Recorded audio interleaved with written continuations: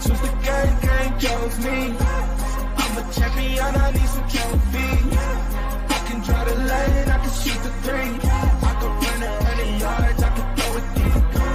I ain't choose the game chose me. I'm a champion, I need some trophies. I can draw the lane, I can shoot the three. I can run 100 yards.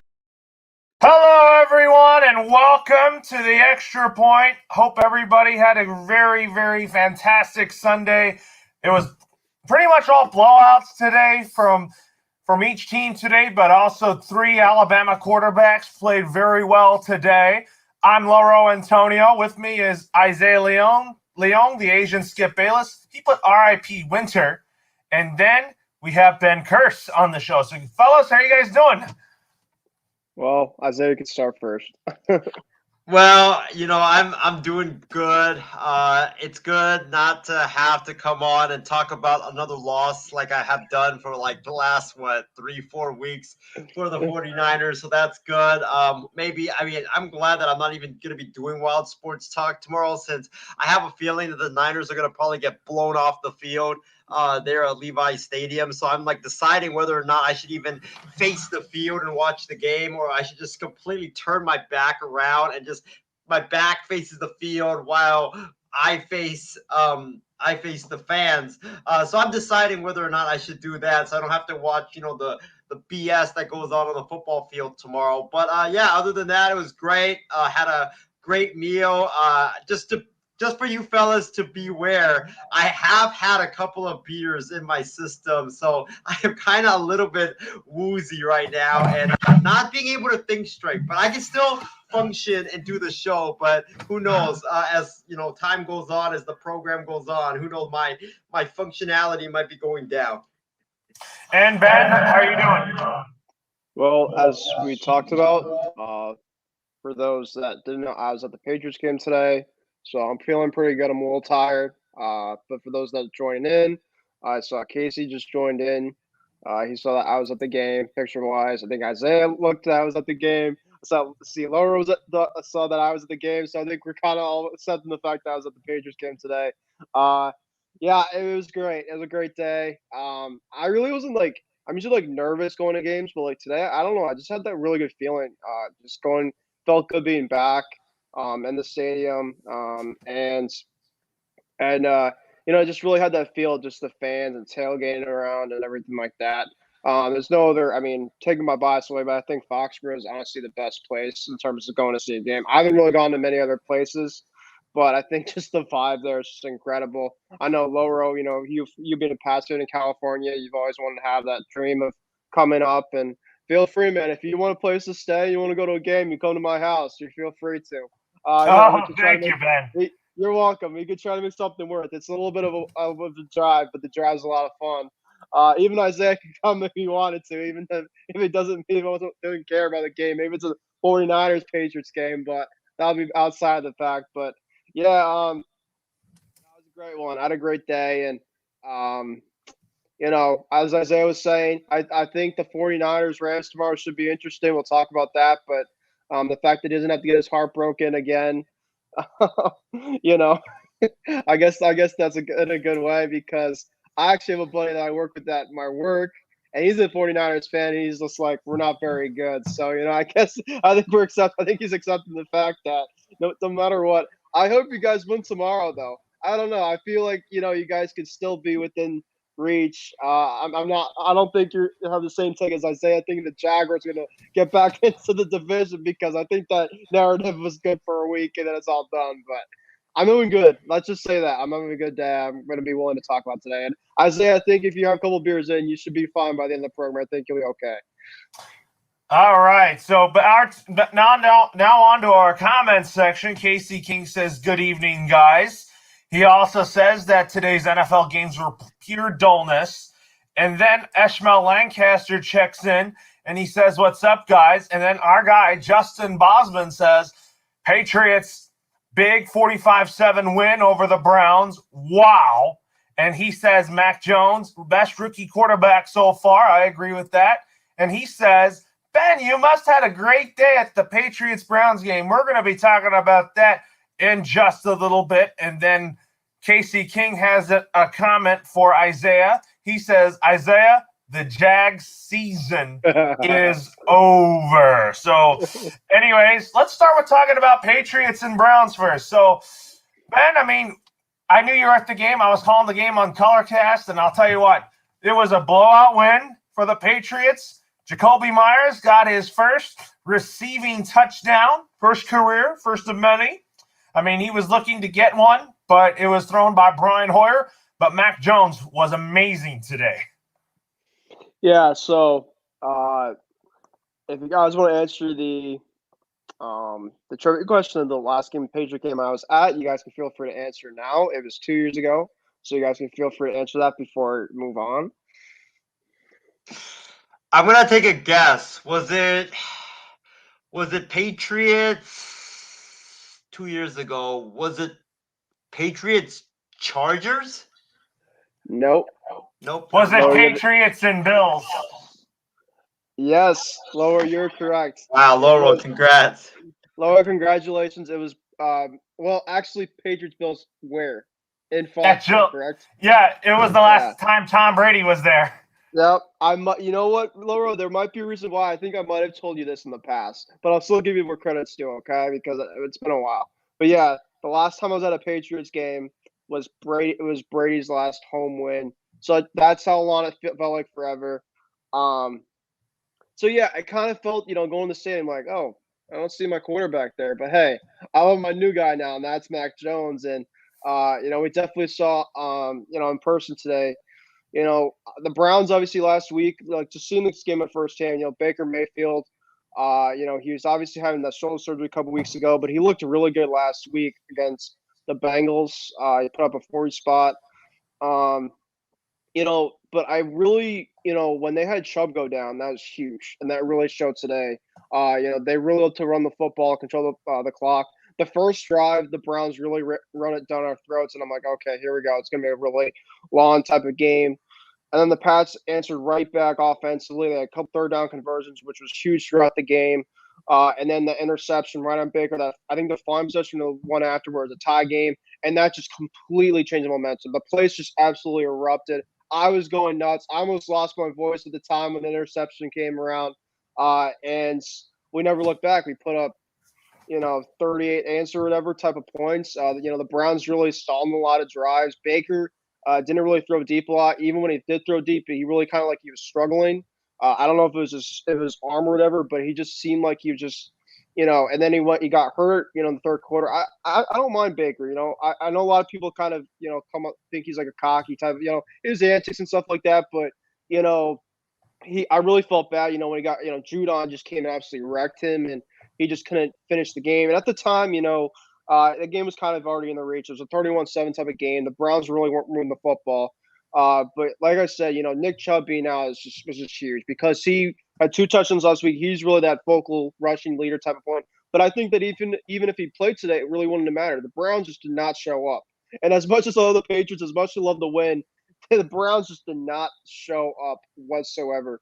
They just looked, after that interception, they just looked absolutely, even their fans. So I left in the fourth quarter with 8 minutes left because usually, for when I go to Brady games at Gillette, my dad and I will kind of look at each other, ready to go, because the game will be kind of out of reach. But we didn't think today that we'd be in the same boat, and here we were. And we got out of the parking lot because it is a mess leaving Gillette Stadium after a game. Trust me, I've done it a bunch of times. It takes like an hour or two afterwards. It's not fun. It's pretty ridiculous. But yeah, no, it was great. Mac looked great. Casey, to answer your question, there were some Browns fans that did travel. They're doing the dog pound, they're doing their chants and whatever, but they're pretty quiet throughout the remainder of the game. I congratulated some saying good game, and I want them to do well. I think that, they've suffered through so long, and, I hope that they can really pull it out in their division, but I don't know if Baker's really their answer. If you take out Chubb, you got to rely on Baker to really throw the football, and I just think he's very inconsistent as a quarterback. But you got to look at the Patriots a little lower, in terms of our team. And offensively, great. Ramondre Stevenson just went off. I picked him up in fantasy today. I thought he was in a big one. He just went off. Jacoby Myers, I know you pointed it out, Laurel. I missed it. I just heard as I was leaving the stadium, I heard, yeah, the crowd and stuff. I turned out I missed Jacoby Myers' first touchdown. So that is what it is. But great day, great game, and we'll see if I'll be back, for one more this season. But I think if that was my only one this year, heck, that was a great one. It was a beatdown. I'll take that any day of the week. Yeah, I mean, Bill Belichick just put together a really, really good game plan on Really the Cleveland well. Browns. Yep. And Isaiah, what are your takeaways from watching that game today? Well, I have two major takeaways. Number one, the Patriots. I don't think anybody can say anymore that they are pretenders. I think the Patriots are true contenders in the AFC. I think that they could definitely win the division from the Buffalo Bills, because we don't know what Bills team is going to show up, whether it's the Bills team against the Jags, or is it going to be the Bills team that just completely demolished the Jets. So there are some question marks there. Plus, the Patriots play the Bills, I believe, two times this season. They haven't played them yet.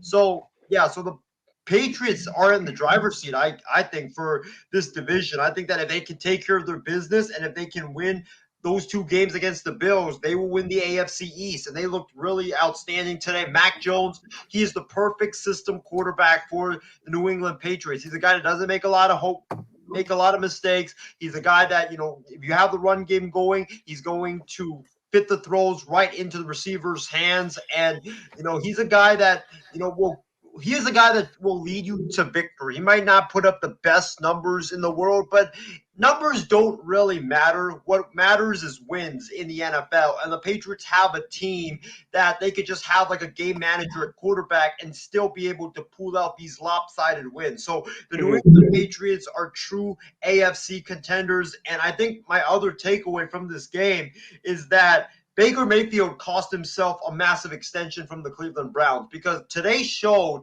that Baker Mayfield he's not the quarterback that I think could take the Browns up to that next level, because without the running game, without Nick Chubb, without Kareem Hunt, without that running game, Baker Mayfield cannot put the Browns on his shoulder and on his back and lead them to a victory. He needs that running game. He needs that defense. I don't know what's happened with that defense this season. The defense has just not shown up this entire year. Myles Garrett, Jadeveon Clowney, for some reason, they've been gashed all season long. I don't know why. I thought they were going to play much better football than they did on the defensive side of the ball. But, Baker Mayfield on the Browns, I would not commit to giving him that massive extension. I would give him like an extension, probably a lot less than the maximum contract that you could give a player, but I would certainly not give him, that massive extension, like that $50 million or $45 million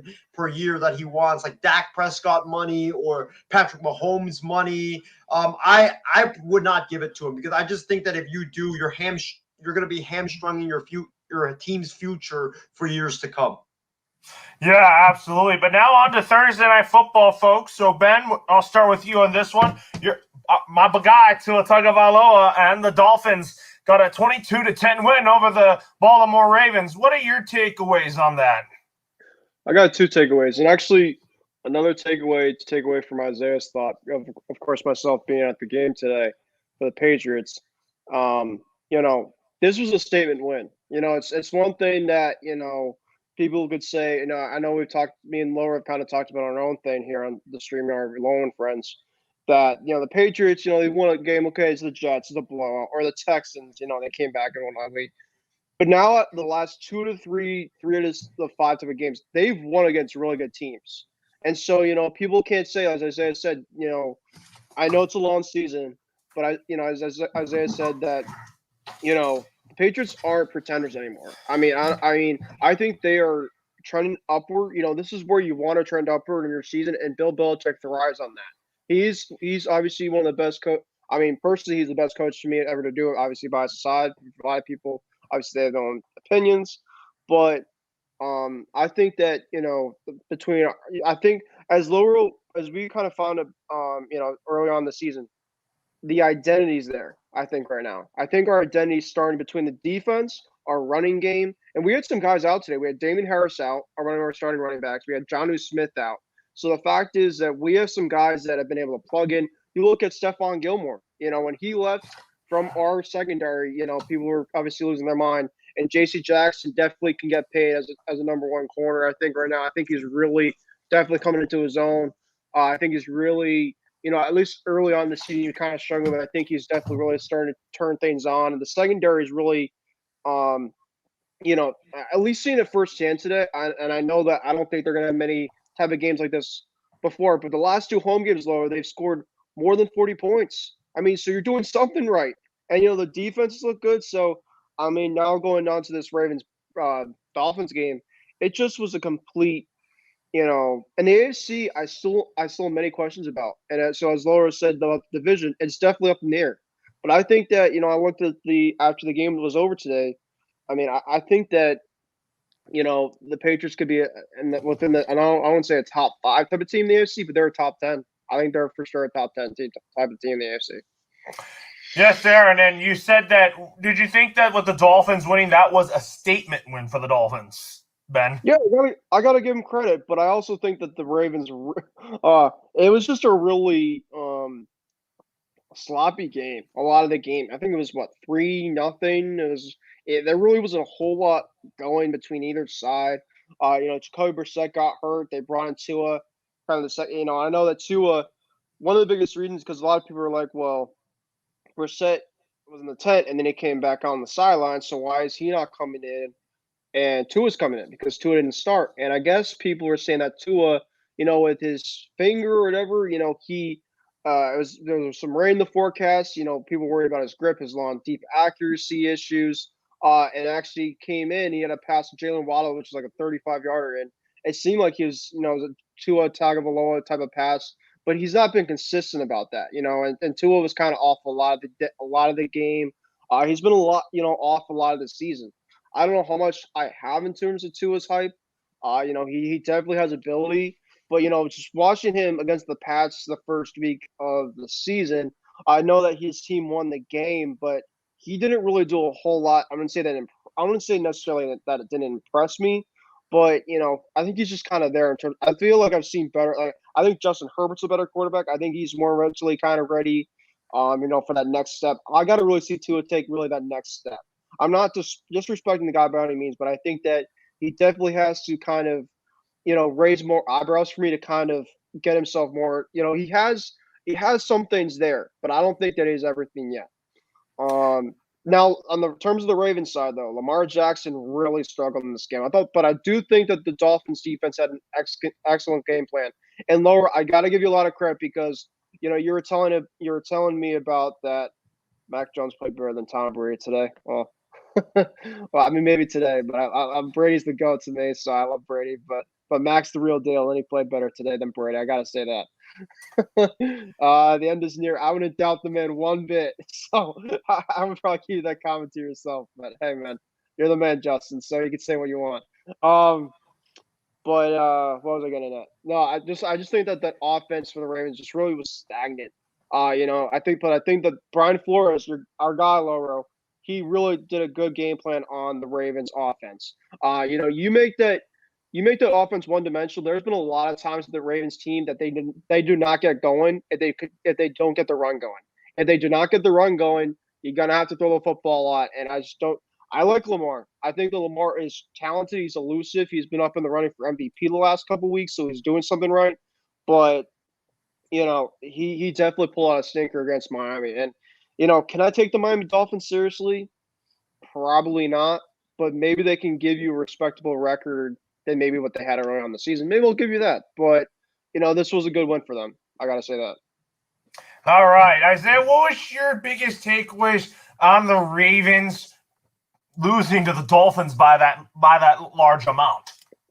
Well, my biggest takeaway from that game was that that the NFL has this philosophy that any given Sunday or any given day in the NFL, expect the unexpected, and any team can win on any given Sunday. And that was true. That was true for this for this game between the Ravens and the Dolphins. You know, who expected the Miami Dolphins, who I believe was 2-7 coming into this game, to upset the Baltimore Ravens? I certainly know I didn't expect the Miami Dolphins to come in and pull off the upset over the Baltimore Ravens. I thought that the Baltimore Ravens were going to steamroll the Miami Dolphins just because I thought the Dolphins defense, they have been trash all season long, and I thought that that trend was going to continue. But you got to give a lot of credit to Brian Flores. You got to give a lot of credit to his defensive staff for concocting a game plan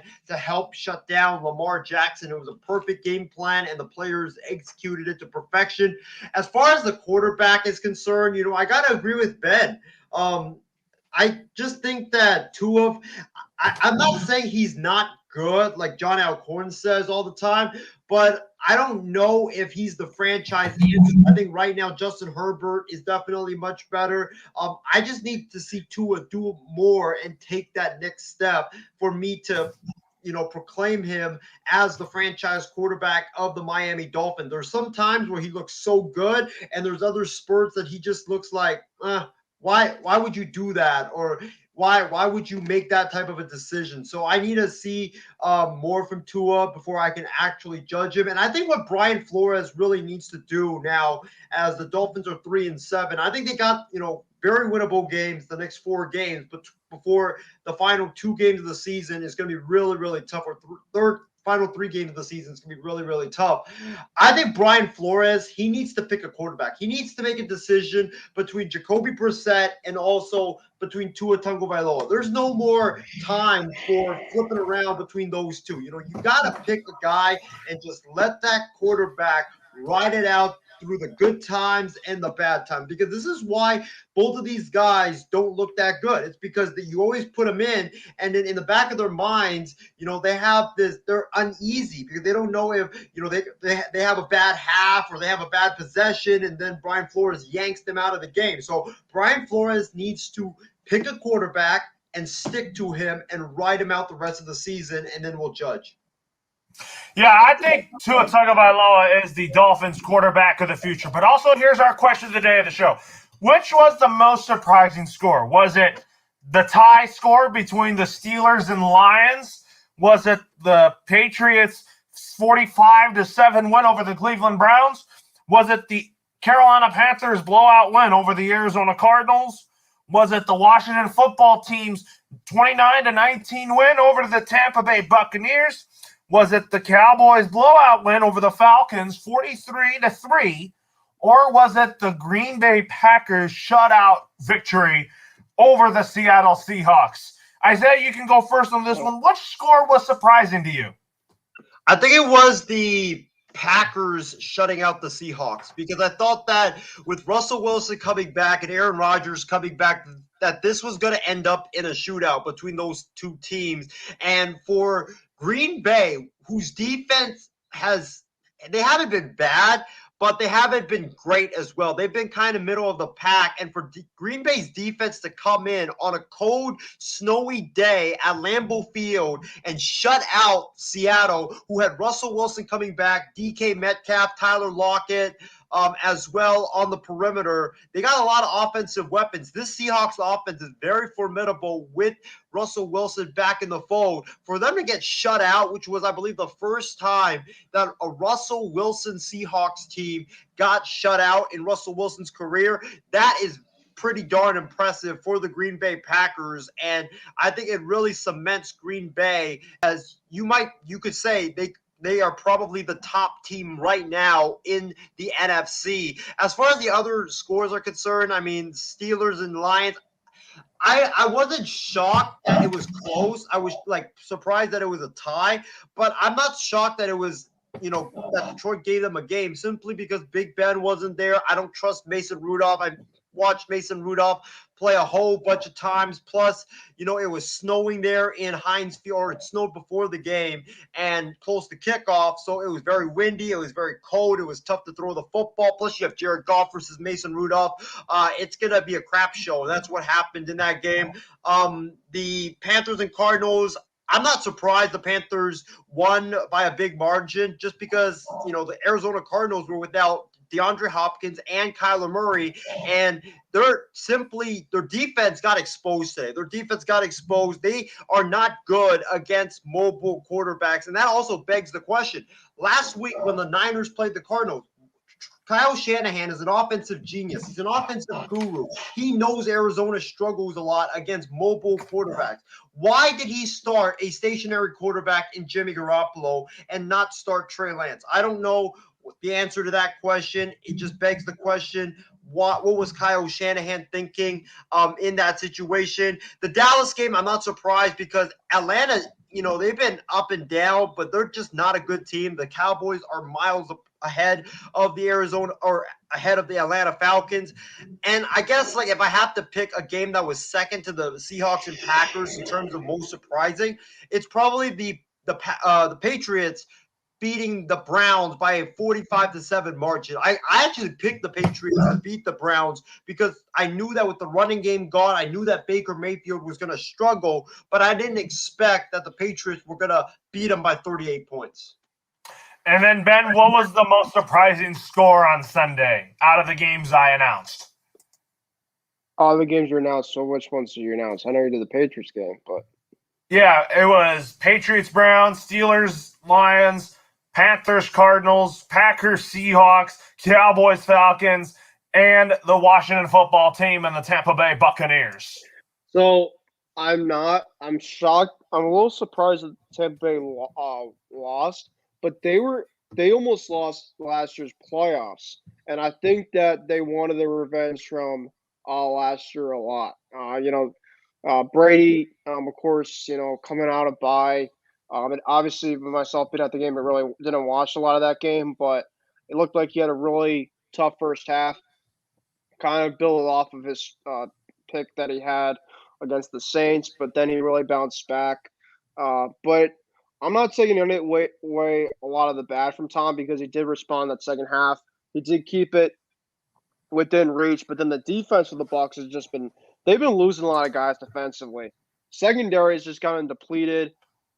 Dave Portnoy from Justin. Dave Portnoy said he'd rather have Mac Jones than Tom Brady. If you're talking, he's definitely a guy all over the place. So I can't really, he's the man, but he, obviously he's the wildest takes, and that's for sure. You talk about hot takes, and I'll get into some hot takes a little bit tonight. So let's have a little bit of fun with that. But yeah, I mean, I would say between that Bucs and Washington game, because Washington's defense has been kind of struggling a little bit. But they did kind of good today, and they won today. The Patriots game, of course, myself being there, I expected it to be a close one. I did not expect to see a blowout, so that of course surprised me a lot. So seeing that firsthand, that was of course the case. And then I think I'm gonna go with Isaiah. I think that Packers Seahawks game. But I do think about Russell Wilson, Isaiah. I gotta say one thing. I still, even though that he got that stuff off of his finger or whatever, I think that he was still affected by it, especially in the cold weather like that. I definitely think he was not 100%. He made some throws today that aren't Russell Wilson throws that I know about. Throwing into double coverage, throwing into just really just areas that it's not the Russell Wilson I know, and I think that he's going to be okay. But I think it's going to be a little too late type of thing because, Aaron Rodgers, I don't think really looked that great either today. When I came home from the Patriots game, I watched a lot of that second half, and I was keeping track of the score on the way home from the Patriots game, and it just seemed like it was a 3-0 game, a close game. Looked like nobody was doing anything. I'm like, this is weird because you have two of the most elite quarterbacks in this game, and yeah, interesting about Russell Wilson maybe wanting to leave. This is maybe a reason why. Does Russell Wilson get hold back with play calling from his coach? I heard a lot of criticism from Pete Carroll, from Seahawks fans online, saying maybe Pete Carroll's lost a step here. And I do think that Russ and Pete Carroll have a good relationship, but it might be time that, maybe Russ wants something different. But it's weird because you have all this talent around you. You have DK Metcalf, you have Tyler Lockett, you have the other guys there. I just think that, going into a tough environment, Lambeau Field, tough temperatures, he just was not himself. He had an off week coming back, and I think he'll be back. And definitely turn the season around. But it might be too little, too late because it's a really tough division. Obviously, the Niners are kind of in that similar case of where the Seahawks are right now. It's really going to be. I think the Rams are going to really get that, and we could talk about the OBJ, I guess you could say, type of news because obviously that kind of surprised a lot of people with this, at least his destination, at least to me.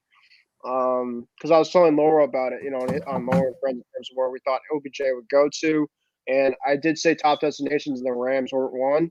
So I guess you could say if you can't beat him, join him type of thing. Because Von Miller went there, he wants to go, which is understandable. He wanted to go see the bright lights. So, and now with Robert Woods being out for the season, that makes it even more of insurance that OBJ coming in. Now he definitely really has to hold more of his ground, and we'll see if he can. But yeah, Laura, to really answer your question, there's a lot of games that really surprised me. But obviously, I probably have to go with the game I was at, and that was the Pats game. All right, so folks, we're going to talk about this next game is when the Denver Broncos lost to the Philadelphia Eagles, and we have a video that we want to play for you guys.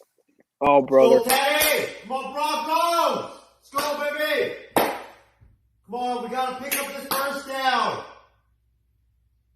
Try Fant to the left or something, I don't know. Get the Eagles pass rush disoriented. Come on, Teddy, come on, man. Come on, gotta pick up this first down. Let's go! Come on, Teddy, come on, Teddy! Corey's open in the backfield! Throw it to... No, Teddy, don't take the snap! God damn, Teddy, no! No! No! Daddy, you stupid idiot! It was wide open, cutting to the left! Why would you take a sack in that situation? Stupid, Teddy!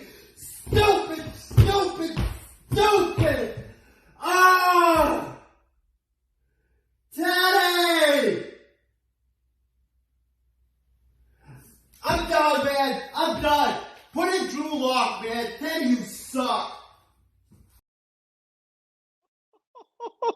The Denver Broncos. That kind of tells you something about Teddy Bridgewater having a poor game against the Philadelphia Eagles. Isaiah, what is your takeaways on the Denver Broncos loss to the Philadelphia Eagles? Well, first of all, let me just say this. Ben, Loro, if you guys ever come over to watch a game with me, you might have to wear you might have to wear some protection on you guys because with the way I watch a game, man, I go crazy as hell. But let's start with this. And Nate, I am not a Denver Broncos fan. The reason why I was just going crazy over there is because I actually bet on the Denver Broncos to make the playoffs as an AFC wild card. And this was a very winnable game for the Broncos. And I said, you got to take care of your business in these three very winnable games that you got between the Eagles, the Lions, and the Bengals. And then we'll worry about the Chiefs, the Chargers, and the Raiders later on. And Denver really disappointed me just because you should have won this game, man. There's no excuses for you to lose this game. You were at home. You had come off a big time win over the Dallas Cowboys. I think that was a season-saving win for the Denver Broncos last week against the Dallas Cowboys. You're playing an Eagles team who was 3-7 entering this game, and you just flat out didn't show up. The offense couldn't block. The offensive line couldn't block. They couldn't run the football. And when they did run the football, Melvin Gordon was fumbling every time he touched the football. I think he had like 2 or 3 fumbles in that game. And, the defense did not play well in the first half, but they settled down in the second half. I think the defense played extremely well in the second half. They only gave up 10 points in the second half, which was a big improvement comparing to what they gave up in the first half, which was, I believe, 20 points. So the defense settled down. They were great in the second half. They kept you in that football game, but it was just the offense. The offense was inept the entire game, whether it was penalties, wiping away touchdowns, whether it was turnovers that wiped away key drives, or whether it was missed field goals. And you don't see Brandon McManus miss 2 field goals, and he missed 2 field goals today. They weren't even like that deep of a field goal. I think one was a 22-yarder, the other one was a 30-yarder, but it was just costly penalties, costly turnovers and just missed field goals for the Denver Broncos. If you make those 2 field goals and you don't fumble the ball on the 2 drives that you had deep into the Eagles' territory, I can make a case that you win this football game. Denver just shot themselves in the foot time and time again. And when you keep shooting yourself in the foot continuously in the NFL, it doesn't matter who you play. It doesn't matter what opponent you play in the NFL. They could be the best opponent or they could be the worst team in the NFL. You're going to lose that game all day, every day. So that's what happened in this football game.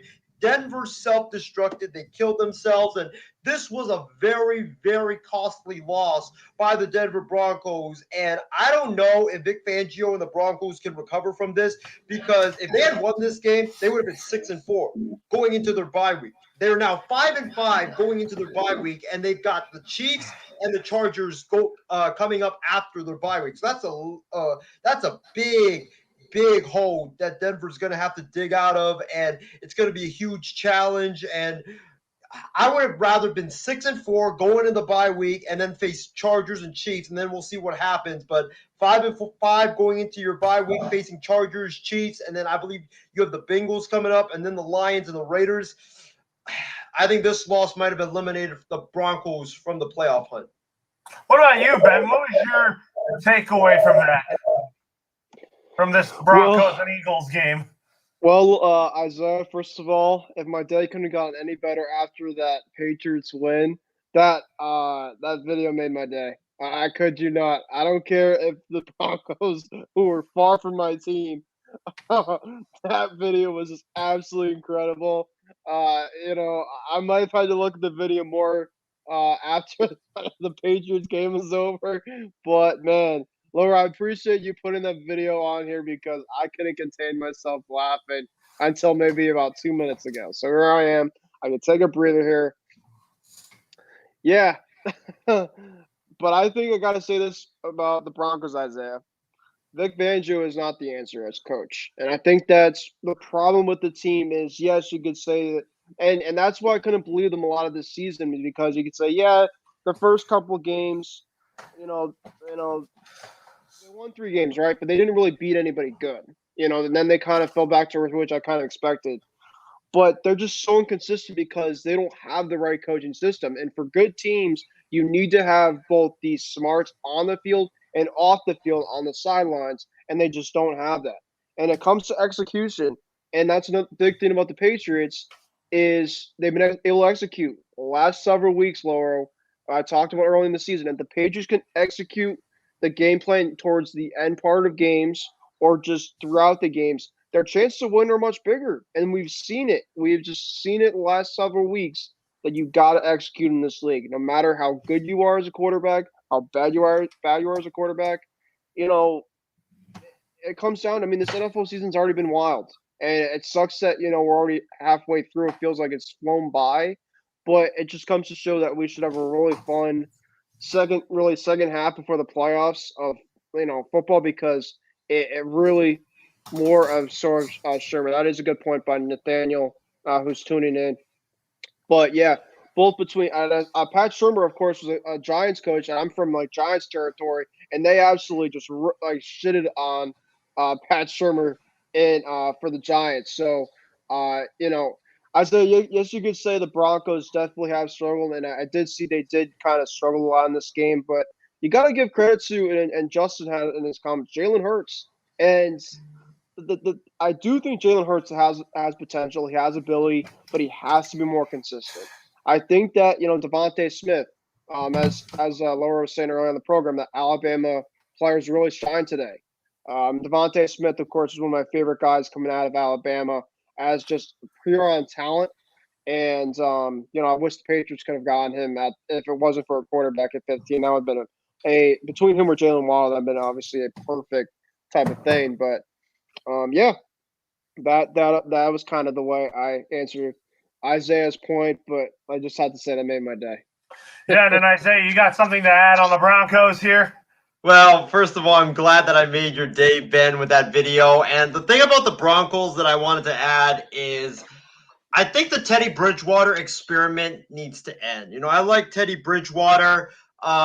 Dear gosh, Callan, if you are watching, please do not, jump on and show more clips of me flipping out. I know we have some clips of me flipping out last year over the Niners game, but Drew Lock, I think, should be given a chance to start. I know that the reason why they didn't put him in the game today was because he had COVID. Or last week he had COVID, so he was not eligible to come into this game. So I think once Drew Lock is healthy, I think you got to give him a chance. Just because the thing about Bridgewater is if you have a lead, he's your perfect quarterback. But if you're down double digits, the game is pretty much over with Teddy Bridgewater at the helm because he just can't lead you back into the football game. So Right. Lock, he has a strong cannon of an arm. He makes, even though he makes risky decisions, but the kid slings the football. He's not afraid to sling the football. He's not afraid to take risk. And I think that's what you need right now in Denver. I think that with Teddy Bridgewater, you're just going way too conservative. And at this point, you're 5-5. You're probably not going to make the playoffs at this point. You might as well just start Drew Lock. He's young. See what the kid has, and maybe he could somehow revive his career after sitting for the first half of the season. That could got definitely one happen thing here. here. So, Ben, go ahead. Yeah, sorry. I really just had a big thought in my mind.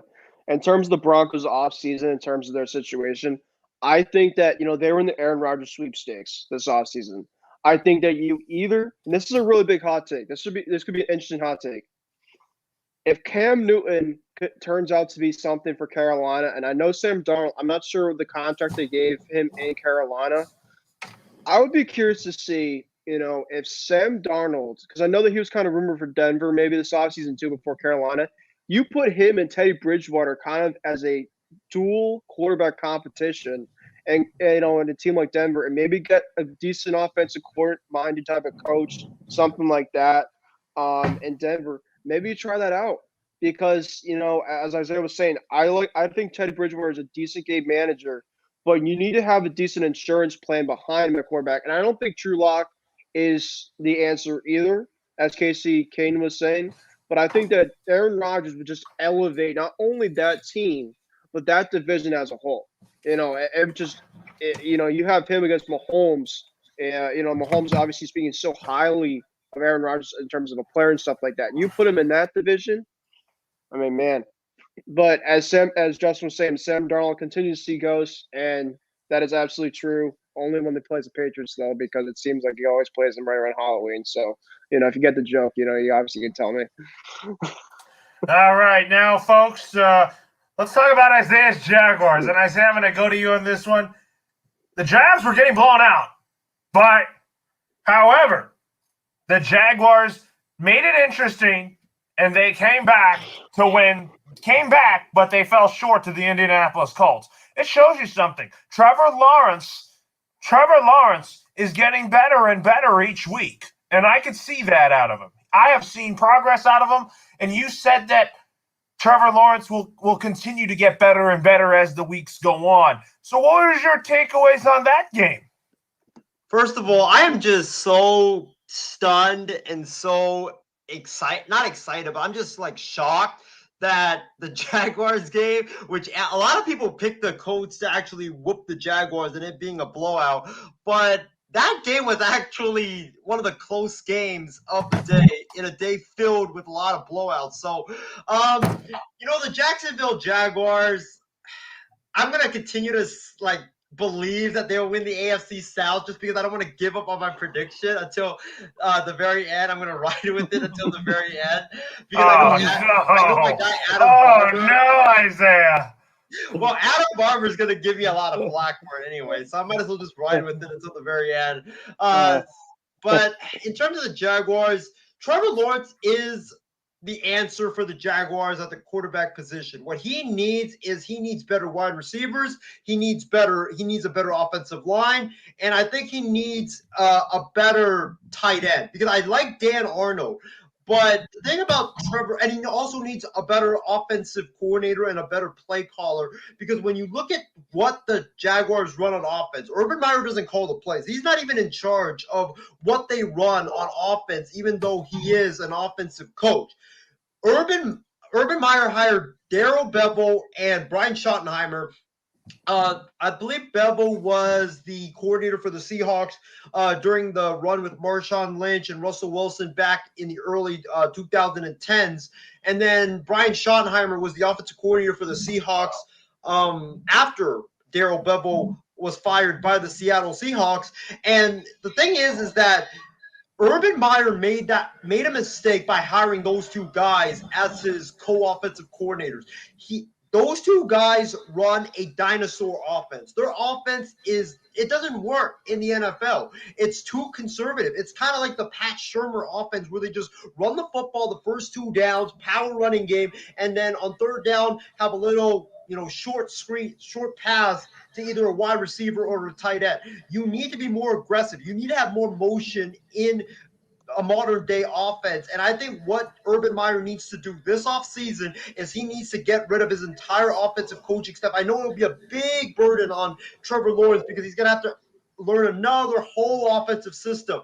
But you need to bring in a guy that runs a modern offense like, I don't know, maybe someone from the Rams staff or someone from the Arizona Cardinals staff that can help Trevor Lawrence. Because right now, these old power running type of offenses, they just don't work in the NFL. You don't really see a team that goes out there, first two plays, runs power run, and then on third down, run a short pass to either a wide receiver or a tight end. It just doesn't work in the NFL. They need to get a more modern coaching staff, a more modern offensive coaching staff under Urban Meyer. I think that's the first thing you got to do. The second thing you got to do is just get him better receivers. Your top receiver right now is Marvin Jones, and I like Marvin Jones. I think he's a really good player, but I don't think he's a number one. I think that he's more of a number two or a number three. You need to have a true number one who can separate from the cornerbacks and create separation, which would help guys like Marvin Jones, help guys like Laviska Shenault, and help other guys on that offense and in that wide receiving corps. And also, you need to have a dependable tight end. I know it's really also, hard. I want to add here, Isaiah, that the Jaguars are missing DJ Chark. Right. They are missing DJ Chark, but I don't even think DJ Chark would have made a huge difference for the Jacksonville Jaguars. They just need a true number one wide receiver. That's why I was honestly hoping that they would get Odell, even though I don't think Odell would have reported to Jacksonville, because I think with Odell, you would have that true number one receiver that the defense would have to focus a lot of their attention on. And then after that, you would see a lot of openings for guys like Marvin Jones, Laviska Shenault, and other receivers that I've named earlier.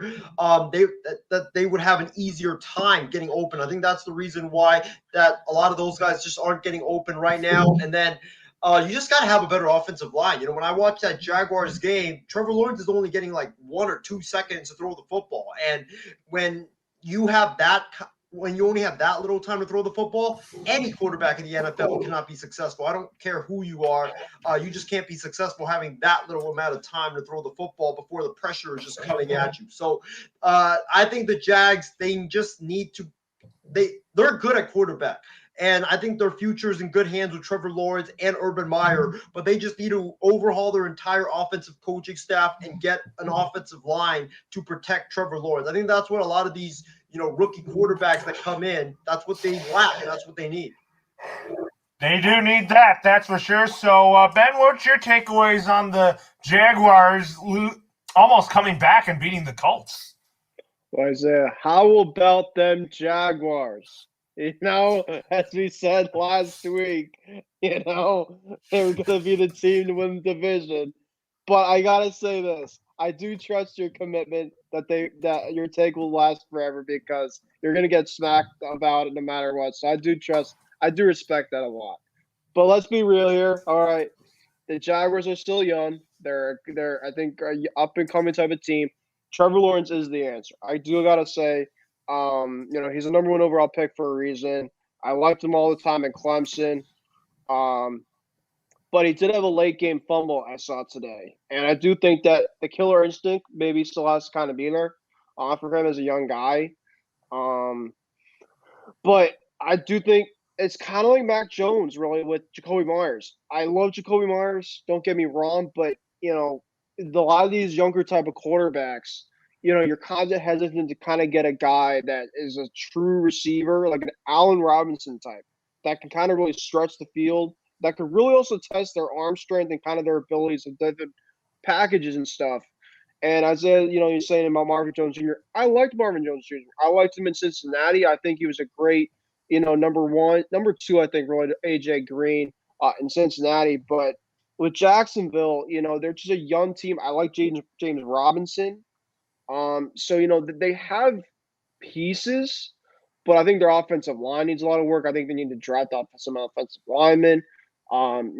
They've really after the Patriots really beat them in the AFC title game, they've really just never been the same. They had to fire Doug Marrone. There's a lot of they just got to really retool a lot of things. So, yeah, I mean that's really kind of what I can say. The Colts, on the other hand, I gotta say this: they're within reach. Yeah, you could say, oh, Colts beat the Jaguars, so be it. Up to do. A lot of bad teams week by week have beaten really good teams. You just saw the Jaguars last week as we were talking about the Bills game, and so anything could happen really this year. But yeah, I really had to get Isaiah onto that in terms of how about them Jags, and I'll probably continue to say that week by week just to get under his skin about that. But hey, we have fun with it, so who cares? Don't worry, you're not going to be the only one that says that. I guarantee you Loro will say it, Adam will say it, Callan will probably say it. So guarantee you there's probably going to be like a banner going around in the MI6 Sports Network. How about them Jags? Oh my God, that is going to be hilarious, guys. Now, folks, let's talk about the game in LA. This is for you, Big B. The Minnesota Vikings with a win today over the Chargers, and I was kind of surprised about it. And I was like, why in the world would the Vikings beat the Chargers? But the Vikings are starting to show some signs of life here. And Isaiah, what were your takeaways on the Vikings beating the Chargers by a small margin? They just got lucky. I think the Vikings did get lucky in this game. I still don't trust the Vikings. I think the Vikings are true pretenders. The Vikings, they're a team that you don't really know what to expect. One week they look like this, and the next week they look like crap. So I don't know. The Vikings, for me, I think might be, honestly, the most bipolar team in the NFL because, like I said, one week they look like this, the next week they look terrible. So I don't know what to expect from the Vikings moving forward. I don't think that the Vikings are true playoff contenders. And I really think that Mike Zimmer, he's on the hot seat. He's done a lot for Minnesota, but he might be in that category like a Marvin Lewis where, he's won playoff games, but, he's been there for a long time. And there's a point where you get to where you've been there a while, your voice just gets stale and the locker room just tunes you out and they need a new voice, just like my A's did with Bob Melvin. I think we might be witnessing that type of situation going on right now with Mike Zimmer and the Minnesota Vikings. That could be, but the Chargers, however, they could have won this game. And Ben, what are your takeaways on this game? I got to disagree with Isaiah's point in terms of the Vikings being pretenders because I just looked at their schedule and most of their games, they were all within reach. I thought there would be kind of in some blowout games they will lose, but it just seemed like, here, a lot of their losses, they were like right within reach. If it wasn't for that Baltimore game where they choked it like twice or whatever, they're right within reach of winning that one. So, I think Green Bay is, of course, the favorite. But the Vikings are just I do agree with the most bipolar team because you can never find out what identity that they really have. Like one week they're just like they're on the king of the hill, playing great football, and then the other week they're just like, oh, it's the Vikings, it's just kind of they'll play a team and be like, really, like how do they lose to that team? So it's just you have a lot of those type of teams kind of in the NFL this year, but the Vikings just always seem to just kind of be that team every year. They're just like, oh, they have a decent defense. Is Kirk Cousins really answer? I think Kirk Cousins could be a trade. This is a hot commodity, a hot take. I think Kirk Cousins can find another place in a different system that could be more of a contender. This could be a take in the next couple of years because he was with Washington for a couple of years ago when he was around RG3. But if I don't know how much he really likes Mike Zimmer. Really, Mike Zimmer is definitely a guy between him and Fangio, and obviously the guy that me and Laura said about Matt Nagy. Get that guy out of here. I can't. So.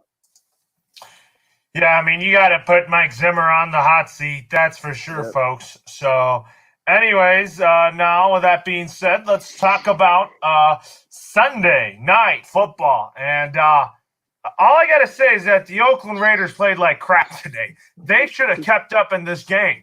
But however, the Chiefs made a statement and they needed this win badly. But could this mean that the Chiefs are back? Isaiah, I know that the Raiders, they've been hanging in there, but they have come off 2 straight losses, one to the Giants and one to the Chiefs.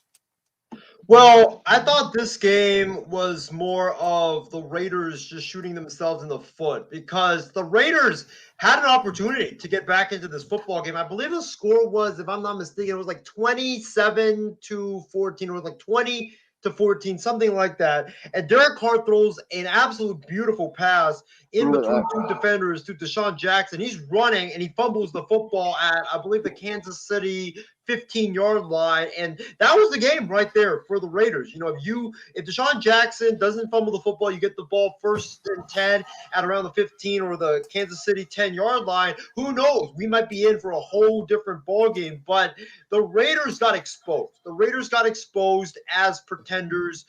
Their defense. Everybody was saying how improved their defense was. Yeah, their defense is a little bit improved. It's not as bad as it was last year, but it's still bad. And I think that when you look at the Las Vegas Raiders, when the pass rush doesn't get home, when Max Crosby, when Clelin Ferrell, when Solomon Thomas, when they don't get home to the opposing team's quarterback, their secondary and their linebackers can't cover. I mean, me and Ben and Laurel, we'd probably be able to torch that secondary and that linebacking corps with how pathetic that they played tonight. So that's a big worrisome issue for the Raiders, is that your pass rush has to get home every game. You have to pressure the heck out of the quarterback, or else the opposing team is going to score a boatload of points because your secondary and your linebackers are just so damn bad. And the other thing I'm going to say about this is, you got to give credit to the Chiefs defense. We've been talking about how the Chiefs defense this season is terrible and they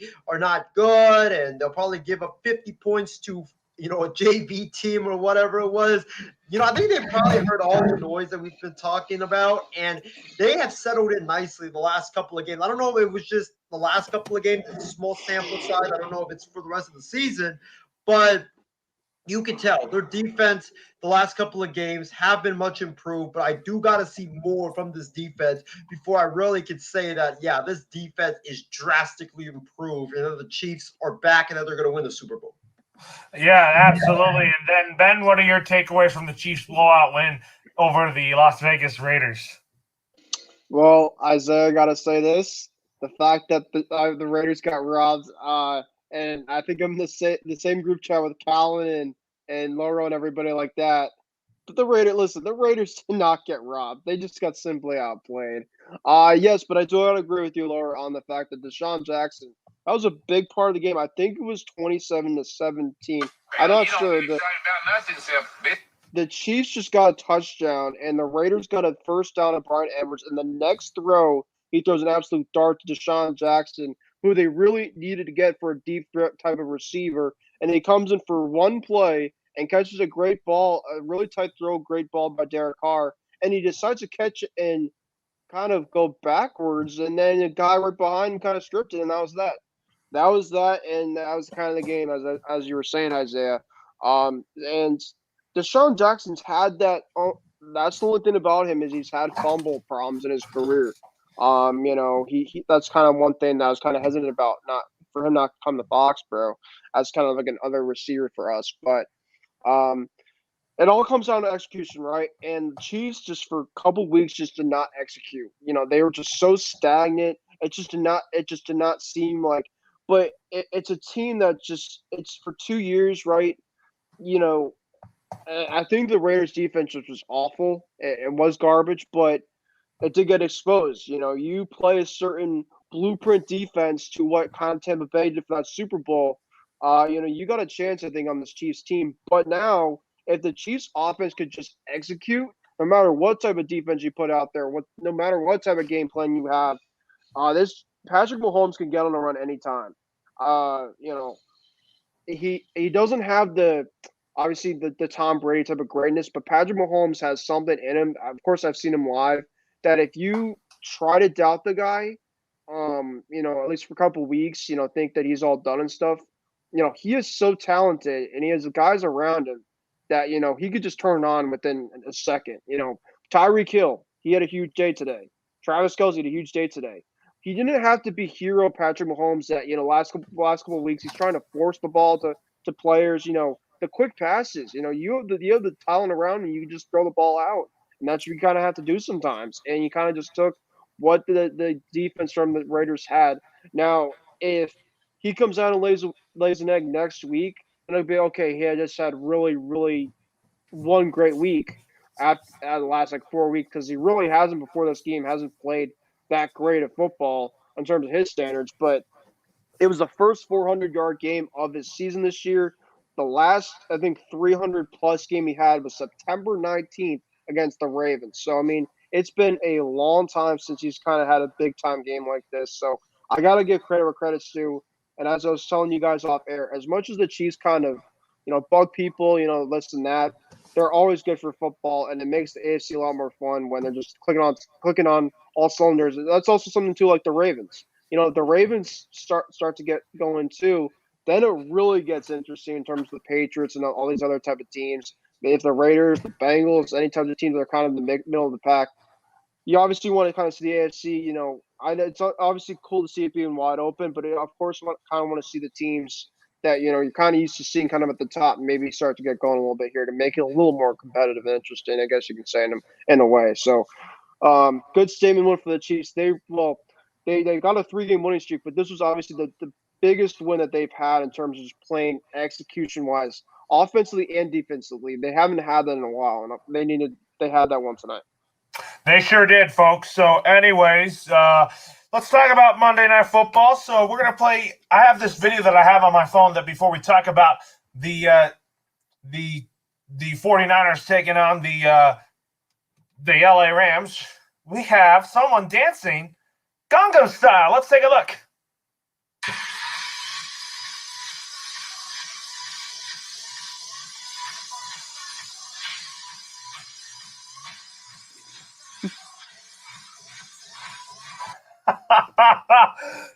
I mean, talk about that being the song of 2012, and I think that's the dance of the year. So, the 49ers are taking on my hometown LA Rams tomorrow on Monday Night Football to conclude Week 10.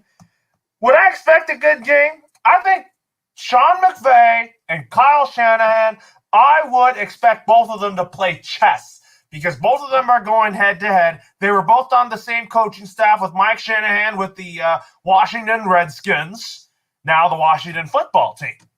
But anyway, I think both guys know each other pretty well, and I could see this being a really close game, but I think the Rams are going to get the win here. And I know that when the Niners are healthy, they are a stacked team both offensively and defensively. So, Isaiah, you're working the game tomorrow. Tell us who you like to win this game and why.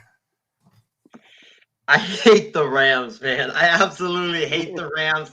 Like you and Ben do not like the Jets or do not like the Bills. The Rams are the team that I hate because the Niners and Rams have been going back and forth for years now, dating back to both when Kyle Shanahan and Sean McVay both started at their respective gigs. And when you look at this game, I don't know, man. I really don't know which Niner defense is going to show up. Is it going to be the Niner defense that laid an egg against the Arizona Cardinals? Or is it going to be the Niner defense that came ready to play and held Kyler Murray and the Arizona Cardinals in Arizona to their lowest output of the season at 17 points? I don't know what Niner defense is going to show up. If it's the Niner defense that shows up from the game in Arizona, then I think the Niners have a chance because I think that Nick Bosa, Samson Ebukam, and the rest of and Eric Armstead and those guys up front, if they can get after Matthew Stafford and make life uncomfortable for him in the pocket, I think that's how you're going to be able to disrupt the timing and the flow of Matthew Stafford in this offense and him throwing to his receivers. But you have to get after the quarterback. That was what was missing from the Niners-Cardinals game. Was the Niners pass rush was just non-existent whatsoever. And if you don't get after the quarterback, if you just can't give him a lot of time, give him all day to stand back and just fire the football down the field, then you're going to lose by 30 to 40 points because Matthew Stafford and the Rams offense are just that good. So I don't know. I don't know what defense is going to show up tomorrow night. I'm hoping it's the one that showed up against Arizona in Arizona, rather than the one that showed up last week for the 49ers. But for the 49ers, they cannot turn the football over. Jimmy Garoppolo has to play a turnover clean game because the Rams are already dangerous enough with the possessions that they have. If you give them extra possessions, then they will be even more dangerous. So you can't turn the football at all. You have to get after Matthew Stafford. You have to be able to stop the run with Darrell Henderson and Sony Michel. I think if you stop the run and you apply pressure to Matthew Stafford, I think that you will be fine. And I think that this will be a close game going into the fourth quarter. But again, it depends what Niner defense is going to show up, because like we were talking about the Vikings and how bipolar they are, this Niners team might also be up there as one of the most bipolar teams in the NFL. So I don't know. I don't know what Niner team is going to show up. The Niners could easily lose by 30 to 35 points in this game, and we could be seeing a blowout, or, the Niners could easily, make it close and maybe make it to a wire-to-wire finish. We could see that, but in Kyle Shanahan and Sean McVay, I said this many times, that they both know each other very well. Ben, who's your pick to win between the Niners and the Rams? I got the LA Rams winning this game. Stafford's going to have a great game. Lower, I'm on your side. But I think it's going to be close. I think it's going to be a lot closer than people think.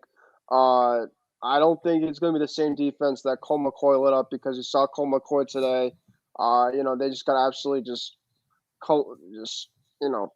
I think that's what Isaiah's team was actually expecting against his team last week. But of course, that's another talk for another day. But, I do think that the Niners will give the Rams a chance, for this game. I think the biggest slant about the Niners is taking that blueprint defense from Tennessee last week. You got some pressure on Matthew Stafford. He's had a great season this year, but if you turn the ball over and give him turnovers, capitalize. That's your best way to do it, because if you get an early lead, you capitalize, you put the momentum on that team. You saw in this Patriots game today that I saw, after that interception that the Patriots had, the momentum just completely switched. And just momentum's a huge part of this football game, because your margin of error for this game is slight to slim against a team like the Rams. You got to really play as clean football as you can. Take the penalties out here, and you got a chance. So I do think the Rams are going to win. I think it could be a 24-17 type of game. I think it could be within reach, but I think it'll come down to a final drive, and I think the Rams will get a touchdown to kind of seal it. But I think that the Niners, this is kind of a must-win for them, because they kind of if you win this game, you kind of you're kind of in, I wouldn't say in the middle of the pack, but you can start kind of creeping up. But you lose this game, we'll obviously, say that story for another day, but I think that it's going to be kind of tough to kind of climb uphill from that. But best of luck, Isaiah, to your team tomorrow. I actually will root for them, see what happens. I don't really like a lot of the LA sports teams coming from a Boston fan myself, but I respect a bunch of them. I think the Rams are a very good team. I do think they will win, but I wish the best of luck to your team tomorrow. And I hope the guy Jimmy G does great, because he's a former Patriot. I want him to do well, but just don't embarrass me on the big stage tomorrow night. That's the only thing I can say. I'm just hoping I don't embarrass myself by doing a Facebook Live raging at Levi Stadium after the Niners lose or get like manhandled. Well, Isaiah, if you need somebody to talk to maybe comfort you, if that's the case, I will try to keep your your rant maybe a little bit shorter to kind of say, listen, hey, settle down a bit. All right, Callan McClurg, our friend, just chimed in, and he says, "Can't wait to see Isaiah rage videos if and when the Niners lose this week." We got to play another. We got to play that Callan video here tomorrow on Wild Sports Talk, Isaiah. Since you're not going to be on, obviously the Wild Sports Talk will be tomorrow, and you said Isaiah Adam is not going to be on tomorrow, so basically I'll be the one that'll be in charge tomorrow. Yeah, I think it's gonna be you, Ben, and Chris Mabry doing the show tomorrow on Wild Sports Talk and holding down the fort. Okay, that's what we're going to do tomorrow. So don't forget Wild Sports Talk tomorrow right after Monday Night Football, 12 a.m. Eastern Time, 9 p.m. Pacific with me, Ben, and Chris Mabry. So anyways, now we'll talk about, let's go to Week 11. As what Bill Belichick says, we're on to Atlanta. This is going to feel like Super Bowl 51 all over again. When the Patriots take on the Falcons, they're both going to go head-to-head at Mercedes-Benz Stadium. That's where the Patriots won Super Bowl 53. I can't wait to watch this matchup. Mac Jones versus Matt Ryan going head-to-head. And I'll tell you what, I think the Patriots are going to win this one narrowly. I just think that the Falcons are going to play like they're so mad from getting blown out by the Dallas Cowboys. They're not going to – I think the Falcons are not going to get blown out again. You know, Ben, there's a familiar face that's coaching the Falcons. That's former defensive coordinator Dean Pease, who knows Bill Belichick's game plan very well. So, anyways, Ben, I'll start with you on this one. Knowing the Patriots and the Falcons going head-to-head, one of their matchups was Super Bowl 51 when Brady led them to the comeback of history. So that's going to be feeling like that when Joe Buck and Troy Aikman are on the call tomorrow on Thursday night. So, I mean, like what Justin Bosman said, no Calvin Ridley, you have Kyle Pitts. And I think the Falcons are good offensively with Matt Ryan. But I just think their defense is just atrociously bad. So give me the Patriots by 3 here. What about you, Ben? Yeah, if I had to pick in terms of any type of blowout for the Patriots in terms of today, I thought it could have been on Thursday. I don't know how much I really believe this Atlanta team. They've had some decent wins, but they just got slaughtered today by Dallas. But the Patriots are on a short week, and I do think at times short weeks, especially for a team like this team, sometimes it hurts teams with short weeks. But I think with a team that's playing so confident right now, to go right back to work, as Bill Belichick said, today after the game, this is more of a mentality of a Thursday night, like a Thursday practice week starting tomorrow, because you got to go right into the next week. You're on the biggest stage, and I'm not saying this could be another Mac Jones coming out party, but I do think that he could have another big game in this one. There might be an interception, there might be a turnover here and there, but I do think the running game could have a big one in this one. I think the defense, without Calvin Ridley, he's kind of their main guy. Kyle Pitts is a great story. I've loved him at a cost, don't get me wrong. But I think that Bill Belichick knows about Kyle Pitts, and he's going to do what he can to take away his strength, which is basically using his size and body to catch the ball. And Cordell Patterson, former Patriot, love the guy. He's been great this year. They don't have really much of a running game that really scares me per se. They would really have to change my mind per se, and of course I will, admit if I was wrong about that. But I think the Patriots will win. I don't think it will be a blowout, but I think it could be like a 25 to 14-15 type of game. I think it'd be like a 10-point game, but I think the Patriots defense continues to ball out. I don't really trust that offensive line for Atlanta. I think that Atlanta it's going to be kind of like that Carolina game, Laurel, where I think it's going to be kind of like a slow-on type of game where the Patriots really kind of have it within reach, but, they kind of let them hang around. Mike Davis is their, as Justin said, he's their running back. I think he played on Carolina, if I'm not mistaken. So he's had some experience, but Calvin Ridley's really their guy that they miss. You have him, then you're kind of like, okay, now you have to really kind of focus on a receiver that can have breakaway speed. You take away Calvin Ridley. This is not Julio Jones, Calvin Ridley type of Falcons. This is a team that's really young. But I still want to, overstate them. You got to execute. You got to kind of really do what you've done the last couple of weeks, last couple of games. And I would feel good. I mean, I'm feeling good in terms of this team right now. I mean, I don't know. I expect, especially after being there today, I don't know how I can't not feel good. But, you obviously got to keep the mojo going right before a big game after against Tennessee. So you really got to take advantage of this one. I think the Patriots are favored in this one if I haven't checked. But I do feel good about this game, and I think that we could win. We definitely could. So, Isaiah, who's your pick on Thursday night between the Falcons and the Patriots? I'm going to go with the Patriots, but I think it's going to be a close game just because I think with the short week, that's really hard on a lot of teams. Plus, the Falcons, they have that sour taste in their mouths of getting blown out by the Dallas Cowboys tonight. And, it's at Atlanta, so they definitely want to play well in front of their home crowd. So I think it's going to be a close game. I think it's going to be a back-and-forth game. I'm going to go with New England winning it. I'll say probably like 21-17, but I think it's going to go down to the wire. It's probably going to go down to the wire, right about that. Now on to next Sunday's game. So we got the Packers taking on the Vikings in Minnesota. I don't think it's going to be a contest if the Vikings are playing the Packers because Aaron Rodgers is going to be throwing the ball all over the place. I think I'm going with Green Bay in this game. And what about you, Isaiah? Who's your pick between the Packers and the Vikings?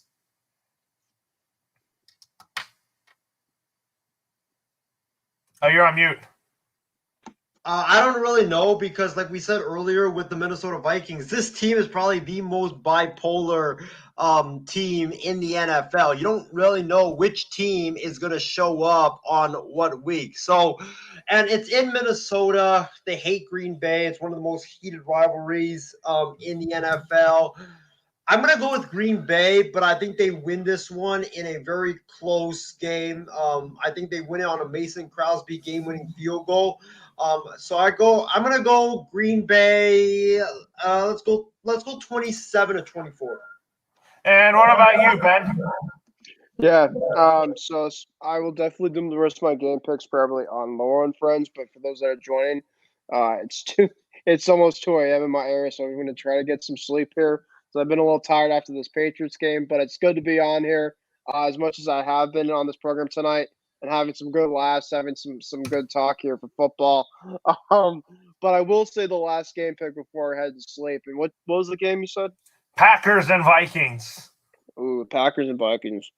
I'm going to go Packers. I think the Packers really match up always really well against the Vikings. I think the Vikings are just so inconsistent. You really don't know what kind of team you have. At least the Packers, you have Aaron Rodgers. When you have healthy Aaron Rodgers, you really kind of know your identity with that team because he's really mentally prepared. LaFleur's a good coach. So I think that I like my chances in this one. So for those that are joining, before I head to bed, the comments in here, thank you. I appreciate it. Thanks for everybody that was tuning in. My final thoughts here. Thanks for guys that are joining in. I will talk to you guys later. Laura and Isaiah, take it the rest of the way. All right. Thanks, Ben, for joining us. It's going to be me and Isaiah for the rest of the way here. So now, Isaiah, let's talk about the Saints and the Eagles. So for me, I'm hesitant in this game, in this pick, but I'm going to pick the Eagles to win this game. Honestly, I think Jalen Hurts is going to have a really big game. I think the Eagles are going to get back into the thick of things in the NFC East. I know Washington's been a disappointment, and then the Giants have been utter disappointment as well. So give me the Philadelphia Eagles in a narrow victory over the Saints. I was going to pick the Eagles, too, in an upset, low roll, because I said Eagles. I said Eagles, though. Oh, yeah, the Eagles. I was going to pick the Eagles in an upset just because I just don't believe in the Saints. You know, they have a great defense, but their offense is so inconsistent. You know, one week Trevor Siemian looks good, then today he doesn't look good at all. I don't believe in Trevor Siemian. I don't think he's a long-term answer for the New Orleans Saints, and I don't think that he will be able to do much this year for the New Orleans Saints. So give me the Philadelphia Eagles. I think the Eagles have finally found their offensive rhythm, and I think defensively, I think that they will be able to handle Trevor Siemian and that compromised Saints offense. They should. I mean, the Eagles' defense has really gotten better there, but now we'll talk about the Dolphins and the Jets going head-to-head. I think Zach Wilson should be back starting this game. He is their guy going forward, not Mike White. I get that everybody likes Mike White, but I am not on that hype train on Mike White. Zach Wilson is going to be back, and I expect him to be the Jets starting quarterback going forward. He is when he's healthy. But Robert Saleh is just not wanting to risk him to another injury here. So I'm going to pick the Miami Dolphins to win this game. I think they're going to get hot at the right time. Loro, is the game in New York or is it in Miami? In New York, we're at the Jets. All right, if it was in Miami, I was going to say the Dolphins were going to probably steamroll the Jets, but since the Jets are playing in front of their home crowd, since it's going to be cold over there in New York, I'm going to go with the Dolphins, but I'm going to go with a close 23-17 game. I think that it's going to be cold. I don't think a lot of the offenses are going to be able to do much early on in that game because of how cold it will be. I think that they'll be just running the football a lot in that football game, and it's going to come down to turnovers. And Zach Wilson, even though I love Zach Wilson a lot, he has a tendency to turn the football over a lot. So, and I think Miami will capitalize on a couple of those turnovers and make Zach Wilson and the Jets pay. So give me the Miami Dolphins to win this game in the Meadowlands by a 23-17 final score. I just think the Dolphins are going to win this game. It doesn't matter how cold it is. I think that the Dolphins will find a way to get a win. Now on to the Washington football team taking on the Carolina Panthers. Cam Newton's going to go up against his former boss in Ron Rivera. So give me my guy Cam Newton and the Panthers to beat his former boss in Ron Rivera. Give me the Panthers as well. They found their offensive identity already. They seem to be rolling on offense now after a couple of clunkers on offense.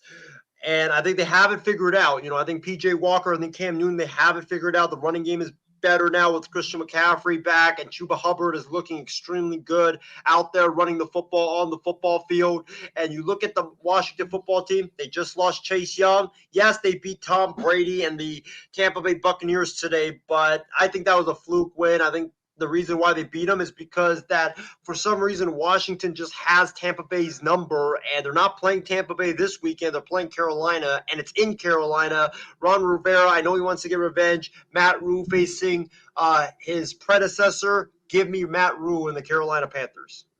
I'm going with Matt Rule too. So now let's talk about the Indianapolis Colts visiting the Buffalo Bills. So I'm going to have to go against the Bills in this one. I'm going to go with Carson Wentz and the Indianapolis Colts.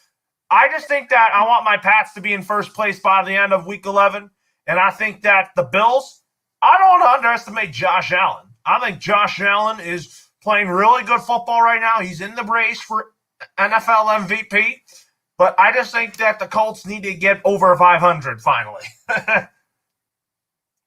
For me, Loro, I'm going to go with the Bills because I think that the Bills are the better team. The thing about the Colts is that they start off strong and then they just stall. That's the thing. I watched their game against the Jags today. They started off red hot. You thought that with the way that they started, it was going to be a 50-0 blowout against the Jacksonville Jaguars. But they stalled from the third drive all the way to the end of the game. They got lucky to win that football game because Trevor Lawrence and the Jags, they were driving. They were driving to score a touchdown win that football game. Too bad that Trevor Lawrence fumbled the football. I believe at the Jacksonville 40-yard line. I might be wrong on that, but the Colts, they're just inconsistent. Their defense cannot stop the run whatsoever, which I don't understand because DeForest Buckner is there. He's a fantastic run stopper, and today they battered the Jags offensive line, but that's the Jags offensive line we're talking about. Now go out and play the Bills offensive line, which is much better than the Jags offensive line. Let's see how they look. I don't think they'll look good. Give me the Buffalo Bills and Josh Allen to win this football game. I wouldn't be shocked if the Bills won. So anyways, let's talk about the Lions and the Browns. So I'll tell you what. I think that the Detroit Lions, they were so close to getting their first win. But you know what? I was predicting that they were going to go 0-17, but they're probably going to go 0-16-1. So probably an imperfect season for the Lions. So you could start comparing the 2021 Lions to the 2008 Lions. So I'm going to save the Lions. I want to save that Lions first win pick on Thanksgiving when they take on the Chicago Bears. So anyways, I'm going with Cleveland. I think Baker, with him suffering an injury, I think he'll be back. I think he'll be good to go. And I think that the Cleveland Browns will get a win over the Lions. I'm so tempted to pick Detroit and pick the upset, but if Baker's wait till Thanksgiving when the Lions host the Bears at home.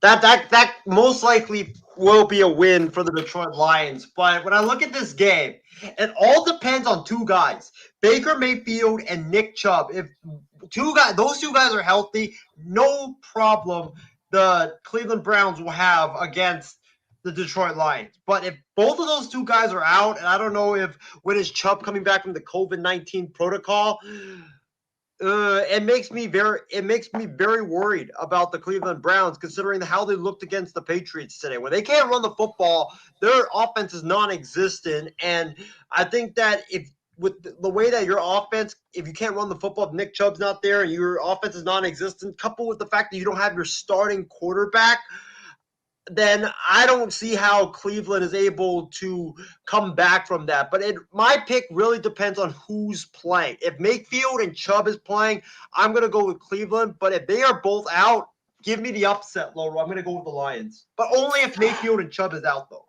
They were so close. And if the Lions get win number 1 on the road, then I think everybody in Detroit Lions Nation is going to celebrate, have a party on the streets of Detroit, and that their losing streak is over. But I'll tell you what, I like Dan Campbell as their head coach. He's so much better than Matt Patricia. Matt Patricia, I like them from the Belichick coaching tree. I don't want to be biased or anything. I think that Dan Campbell has kept this team together. The players play hard for him. And I think that he's done a fantastic job rebuilding the Lions culture. And I think he's the right man for this job going forward. Yeah, I think he is the right man for the job. I like how he's setting the culture, with toughness and no quit and stuff like that. And I think that's what you need to build a successful football team. So I think he is the right guy for the job, though I would not have given him a 6-year contract because he hasn't proven anything. He hasn't been a coordinator on any level. That was my only concern about that hire. But, he's got the team playing hard. That's what you got to ask for. Yes, he does. Now, you got 2 of your favorite teams playing, Isaiah. Jacksonville Jaguars hosting the San Francisco 49ers.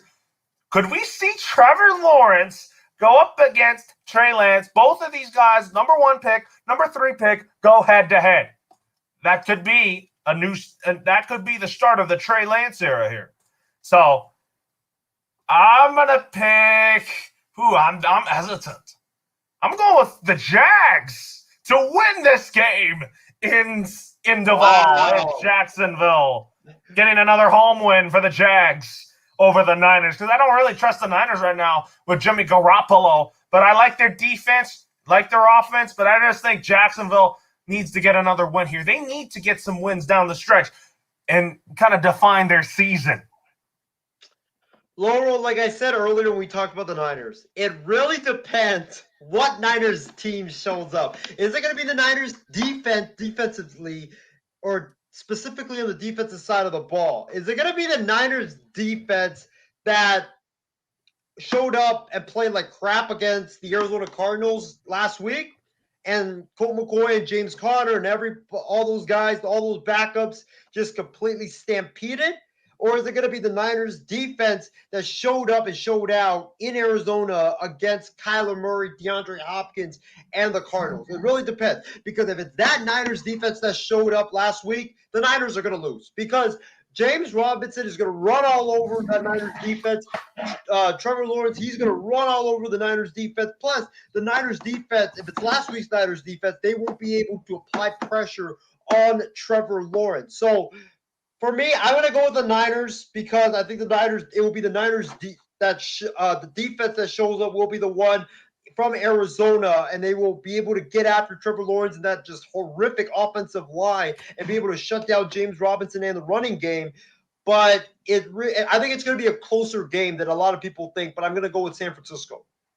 All right, now let's talk about the Texans and Titans. So no reason for us to be talking about this game that long. So I'm going to pick the Tennessee Titans to win this game. They seem to be funny to win games without Julio Jones, Derrick Henry, two of those guys from Alabama.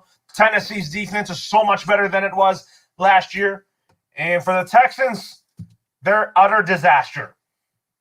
And who's your pick, Isaiah? Easy. Tennessee Titans. The Texans are a disaster, like you mentioned, Laurel. This is going to be a blowout. It is.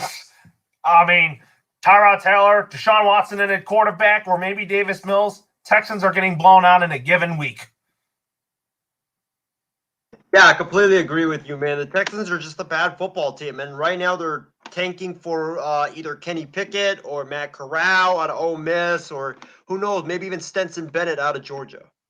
They could be getting those quarterbacks here. I think that's who they're tanking for. But I like David Culley. I think he's the right man for Houston. I think David Culley is a guy that brings energy. He brings toughness into a locker room. He's been around John Harbaugh. He's been around Andy Reid. And I thought that was a really good hire for the Texans to hire David Culley. I was actually unsure of the hire at first. But honestly, Lauro, I think that this is a puppet. I think he's a puppet for the front office because Lord. Because I just think the owner, I forget his name. Are you talking about Cal McNair? Cal McNair's awful. He's an awful owner. He's the worst. And I just think that he wanted a guy to be a puppet because this is like no disrespect to David Culley. 65-year-old.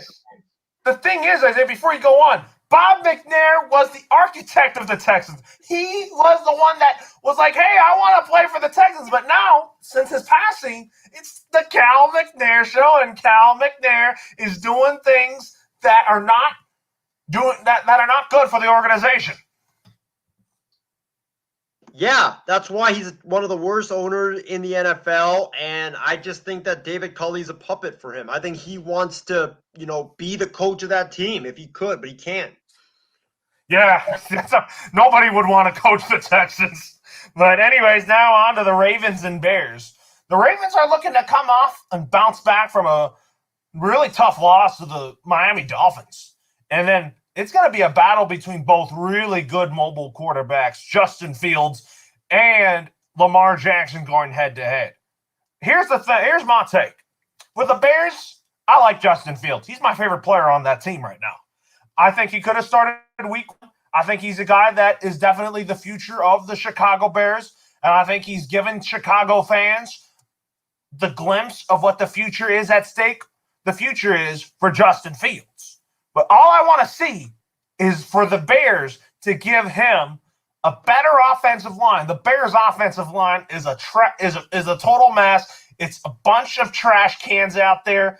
I think he has the receivers with Allen Robinson. If he stays healthy, Jimmy Graham can also be a factor in the passing game. I also like Cole Kmet too.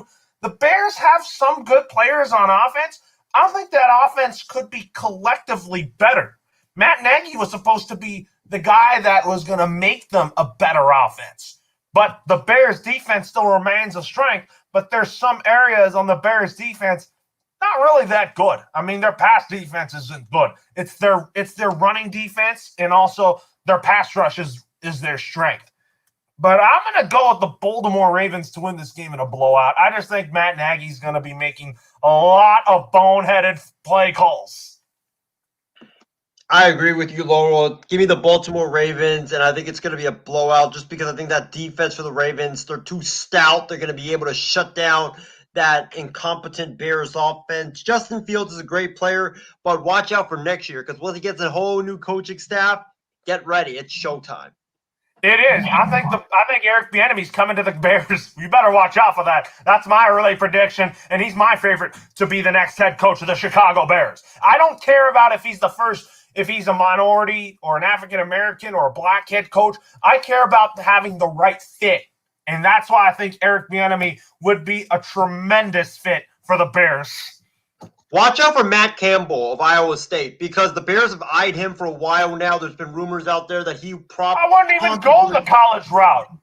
I wouldn't even go in the college route if I were the Bears. No, if you're going to the college route, I would go with Dan Mullen, honestly, because even though he's not good, doing well with Florida right now, you look at his offense. They're producing. They're averaging like 35 points a game. That dude knows how to call plays. He knows how to design plays. He knows how to develop quarterbacks. I think the reason why Florida's not that good is because of recruiting. It's not because of the offense. It's because of the recruiting and the defense being just absolutely horrific down there in Gainesville. But that's a different story for a different day. But Dan Mullen would be a great fit because Dan Mullen is a quarterback whisperer. A lot of these NFL teams now run college offense. They run college concepts. So I think Dan Mullen would be a great fit to develop Justin Fields and run an offense that Bears fans would love to watch. Of course, but I think Eric Bieniemy would do that just because I think he runs a similar offense with Mahomes, but he doesn't even call the plays for Patrick Mahomes. It's Andy Reid that calls it. Yeah, I think whoever the Bears hire, they have to be offensive oriented. I mean, yes, they need an offensive-minded head coach. Justin throwing out Jimbo Fisher. I mean, I don't think he's going to leave college. So I did suggest him for the Raiders, though, because I think that the Raiders are a high-end job. But if he did want to leave for the NFL, but I just don't see guys like Kirby Smart or just Jimbo Fisher or even, Dabo Sweeney going to the NFL because I just don't think there are NFL guys. But Dan Mullen, watch out. I think he's going to be an NFL coach in the next year or two. I think the Raiders should keep Rick Bisaccia as their next head coach. I think the players really like Rick Bisaccia. And he can't even win at Penn Franklin? Oh, my God. Laurel, let me take this. He can't even win at Penn State. He's 6-5 right now at Penn State. If I'm a USC fan, I would not even want James Franklin at USC because you 6-5. Come on, man. That's like Clay Helton 2.0. James Franklin needs to be better than that. I mean, it's not his fault for that, but I know that he has a really talented ball club right around him.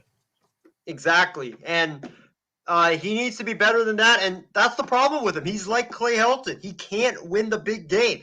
USC needs a big-name coach that can win the big game, and, you can sell to the fans. Because, Laurel, you're a USC fan, and you probably know a lot of USC fans out there. Do you really think a coach – like, if you didn't know who James Franklin was and just people just told you that James Franklin was 6-5 or he was 7-5 at Penn State, would you want him as your head coach? Probably not. No. I want a proven winner. I want somebody with experience, or I want somebody that has come from doesn't have experience, but is a really good offensive coordinator that can run an offense or run a defense. If it's a defensive-minded coach, I'm begging for USC to hire Jack Del Rio. I've been wanting that.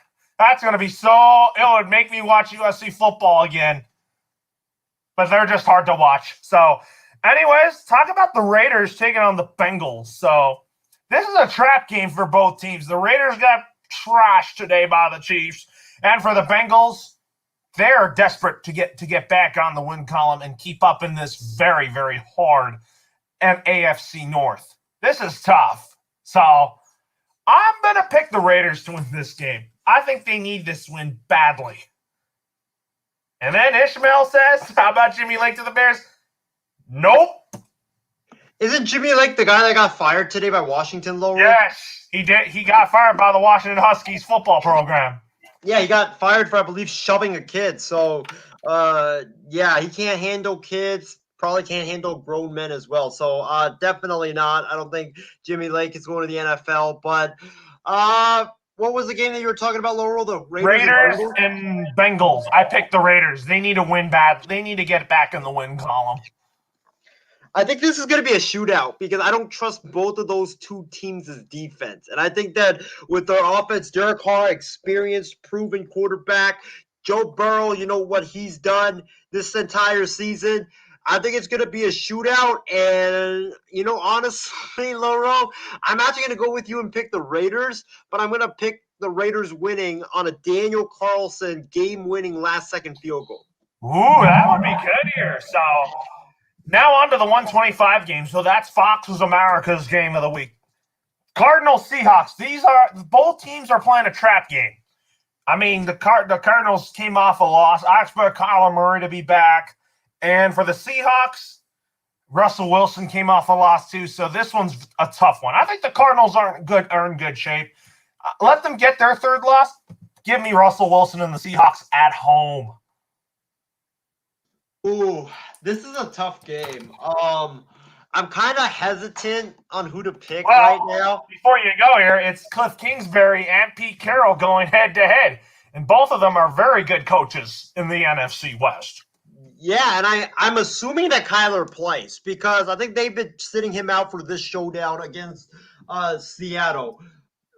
I'm going to go with, to be honest, I'm going to go with Arizona. Arizona has played really well up there in Seattle during the Cliff Kingsbury era, and I just think that for Arizona, they're going to be able to put up a lot of points on the Seahawks defense that just isn't that good. And Laurel, watch out for Russell Wilson and that little finger that he's got. It's not the same as it was before he got hurt, and it's still bothering him. So, and I think it's going to bother him in that Arizona game. And Arizona, even though J.J. Watt is out, they still got Chandler Jones. They still got Zach Kerr. They got a really good pass rush up front. Watch out for Arizona. Give me the Cardinals to win this game. Absolutely. I wouldn't be shocked about that. So you got the Cowboys taking on the Chiefs. Oh, man. I'm going to pick – actually, I'm going to go with the Chiefs. I think they need this win too. I think as much as I like Dak Prescott, I just think Mahomes is better than Prescott in my opinion. This is going to be the game of the week. The Cowboys versus the Kansas City Chiefs. I'm going to go with Dallas because I think Dallas is the more complete team. I think it's going to be a shootout. It's going to be a high-scoring affair between these two teams. It will be touchdown after touchdown after touchdown after touchdown after touchdown. Give me the Cowboys to win it, Laurel, 41-38. I think it's going to be that high-scoring because I don't trust that Chiefs defense, and I think Patrick Mahomes will be able, like the Broncos did, to light up that Cowboys defense. Oh, yeah. I mean, you think the Chiefs will light it up? Yeah, I think both teams will light it up. That's why I'm predicting the Cowboys to win 41-38. And then you talk about the Steelers and the Chargers. So, man, I think this is going to be a really, really good game here. But I'm going with the Chargers to win this game because I think the Steelers, they got lucky in their last game. I mean, they got a tie here. I think they're going to lose to the Chargers. I just don't think that that defense is going to get to keep up with Justin Herbert. Oh, if Big Ben Roethlisberger's not playing, the Steelers don't have a chance. It all depends on if Big Ben plays this football game. If it's Mason Rudolph, you can forget about it. You shouldn't even watch this football game if Mason Rudolph is playing because that's how pathetic he is. So for me, I'm going to go with the matter with Big Ben or without Big Ben. I just think the Chargers defense is going to get to either him or Mason Rudolph. Well, I agree, but I think that it will be even a bigger blowout if it's Mason Rudolph. Like, if it's a Mason Rudolph, it's going to be a blowout. But with Big Ben, I could see it maybe like being like a 14-point game or a 10-point game because Big Ben is a game manager. He knows how to slow it down. He's got the experience. But if it's Mason Rudolph, the Chargers are going to win by 30. Oh, this comment makes me laugh. Mason Rudolph is Rudolph the Red-Nosed Reindeer. Hey, he probably does have a red nose after all the hits that he took today. Yes, he does. So now on to Monday Night Football. Oh, Lord. Who would want to see the Giants on Monday Night Football?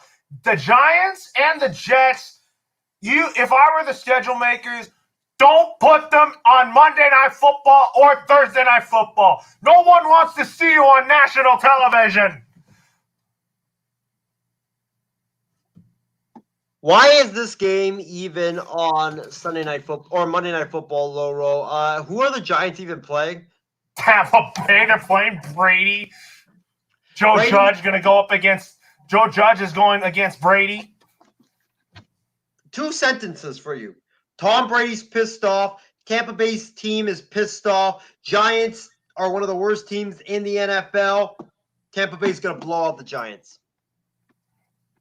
Yeah, I think so. I think that Tom Brady and the Buccaneers, they're going to blow out the New York Giants here, and I think that I think that Brady doesn't like to lose this game in particular, but I really think that I just think that Tampa Bay will. I think Tampa Bay is going to steamroll the Giants, but like I told you, Isaiah.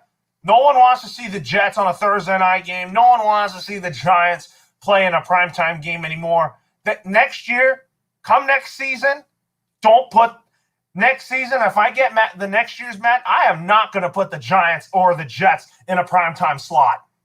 I agree. Nobody wants to see those 2 dumpster fires playing on Thursday Night Football, Sunday Night Football, Monday Night Football, you name it. Nobody wants to see ratings. TV ratings will go down. Well, it might still go up because it's Brady. And Brady draws a lot of fans. He does, but it's going to be the Peyton and Eli broadcast. I'm looking forward to I'm actually going to watch the Peyton and Eli show broadcast tomorrow on Monday Night Football. Oh, me too. Or I'll be there anyways, but I'll watch the Peyton and Eli one for the next game on Monday Night Football between the Bucs and the New York Giants. Yeah, I kind of started getting into their broadcast since the Seattle and New Orleans game. That's when I started getting into their Monday Night Football, Peyton and Eli. Oh, they're a great duo. They are a really great duo, and I really enjoy the banter between the 2 brothers. Yeah, and then you have celebrity guests, and then you have the Manning curse. Whoever joins loses the next week. Exactly. It's a great broadcast, man. ESPN should replace their announcers that do the regular. No. I love Steve Levy doing it with Louis Riddick and Brian Greasy. I don't know, man. I'm split. I like the Payne and Eli one, but I also like watching it out without the interruptions. Yeah, I mean they get to talk the entire time and all that, but. I like Steve Levy. I think he's the new lead announcer for ESPN's Monday Night Football. And I think he's better at that. Watch out for Al Michaels. He's a free agent after this year. He might be coming back to ESPN because I believe NBC wants to move Mike Tirico up to Sunday Night Football and have him be the announcer. So I think Al Michaels is going to be available, and I think he's going to have a lot of suitors for sure. I would see ESPN and ABC bringing him back because if NBC wants to put Mike Tirico on Sunday Night Football, I'm all for it. I've always liked Mike Tirico as a play-by-play announcer and a studio host. I do too, but I'm definitely going to miss Al Michaels for sure because he was one hell of a commentator. Yeah, I don't think he's ready to retire just yet. I don't either. So anyways, let's go to final thoughts. So one of my final thoughts is that great win for my Patriots. I think we have a lot of work to do from now until Week 18. Let's keep the win streak going, folks. For me, my final thoughts is I want to thank all of the viewers for tuning in. I want to thank Justin Bossman. I want to thank, Casey King, I believe, tuned in. I think we also had, Ishmael Lancaster, Callan McClurg. We just had a lot of comments. This might honestly be the most amount of comments we've ever had on YouTube in a single episode. But it's been a great show. Thank you to everybody for tuning in. Or Nathaniel as well. Thank you to Nate for tuning in. Thank you to everybody who tuned in tonight. I don't want to leave anybody else or anybody else off. But it was a great show. Thank you to everybody for tuning in. Looking forward to working tomorrow's Monday Night Football game between the Niners. I almost said the A's and the Rams, but the Niners and the the Los Angeles Rams. I hope it's a great game. And, Justin, thank you, man. Really appreciate it. Rest in peace to Winter. And, we at the MI6 Sports Network send our condolences out to the Clearwater Marine Aquarium for the loss of the dolphin, because the dolphin really changed a lot of lives and really gave a lot of people a lot of hope and a lot of inspiration. So, rest in peace to Winter. Even though you're gone, your legacy will be here forever.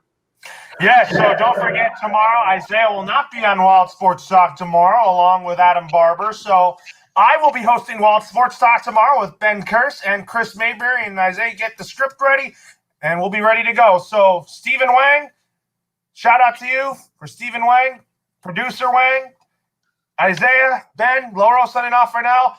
I'll see you tomorrow on Wild Sports Talk after Monday Night Football. Yeah. I ain't choose the game chose me. I'm a champion, I need some trophy. I can draw the lane, I can shoot the three. I can run 100 yards, I can throw it deep. I ain't choose the game chose me. I'm a champion, I need some trophy. I can draw the lane, I can shoot the three. I can run 100 yards, I can throw it deep. I got what it take to be a champ. You know ball's life, you should come and join the camp. Title after title, put my rivals off the map. Thought you had the trophy till I came in for the snatch. I was born in it, not sworn in it. I ain't come to play, my wrist mean all business. Running like a mimic, check my jersey authentic. In Oakland with some